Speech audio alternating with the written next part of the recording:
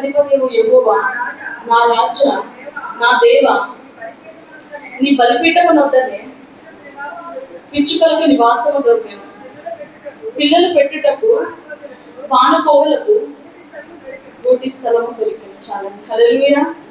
దేవుడు ఎంత గొప్ప దేవుడు అంటే బలిపీఠము వద్దనే పిచ్చుకలకు నివాసము దొరికిందన్న, పిల్లలు పెట్టుటకు పానపోవులకు గూటి స్థలము దొరికింది. అంటే దేవుడిని ఆశ్రయించిన వారికి, దేవుడి దగ్గర వెళ్ళిన వారికి ఆయన వెనుదిరిగే దేవుడు కాదు, వెళ్ళిపోమని చెప్పే దేవుడు కాదు, స్థలం లేదని చెప్పాడు కాదు కదా. అలాంటిది మనుషులమైన మనము అంటే దేవుని స్వరూపంలో చేసుకున్నాడు, తన ఆత్మ మనలో ఉంచిన వాడే ఉన్నాడు. కాబట్టి మనం ఎందుకు నిర్లక్ష్యం చేస్తాడండి? నిర్లక్ష్యం చేస్తాడా? చేయడు కదా.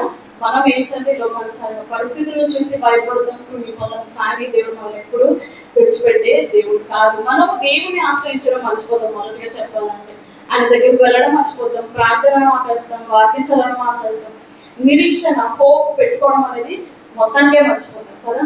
మర్చిపోతాం కాబట్టి భయం వస్తుంది, బాధ ఉంటుంది, దుఃఖం ఉంటుంది, లోన్లీనెస్, డిప్రెషన్, యాంగ్జైటీ, ఇట్లాంటి సిచ్యువేషన్ గుండా మనం వెళ్తున్న వారముగా ఉంటాం కదా.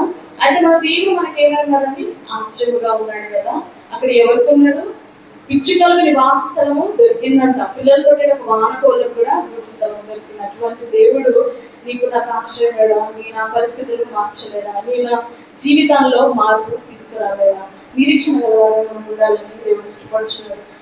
అదే అధ్యాయం 11వ వచనం చూసినట్లయితే 11:12 దేవుడైన యెహోవా సూర్యుడును కేడుమునే ఉన్నాడు, యెహోవా కృపయు ఘనతయు అనుగ్రహించును, యథార్థముగా ప్రవర్తించు వారికి ఆయన ఏ మేలు చేయక మానడు, సైన్యములకు అధిపతి యెహోవా నీ యందు నమ్మకించువారు దానికి. దేవుడు ఎంత గొప్ప మాట చెప్తున్నారు కదా. దేవుడైన యెహోవా సూర్యుడును కేడమునే, కేడం అంటే ఏంటంటే ప్రొటెక్షన్, షీల్డ్ అన్నాడు కదా. అయితే అటువంటి దేవుడిని మనం కలిగి ఉన్నాము.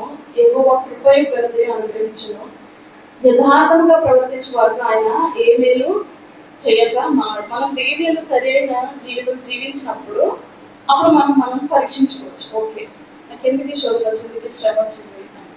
ఎందుకంటే దేవుడు ఈ విధంగా మాట్లాడుతున్నాడు. యథార్థంగా బ్రతికితే, నీతి మంత్రుల్లో జీవిస్తే శ్రమలు రావా, శోధనలు రావా?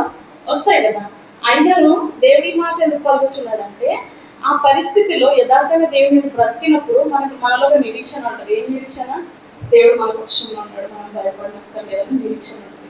అదే దేవుడిని ఆశ్రయించకపోతే, దేవుని నమ్మకంగా లేకపోతే, దేవుడిని డిసొబీడియంట్ గా జీవిస్తే ఎలా ఉంటామండి? లోకానుసారంగా బ్రతుకుతాము,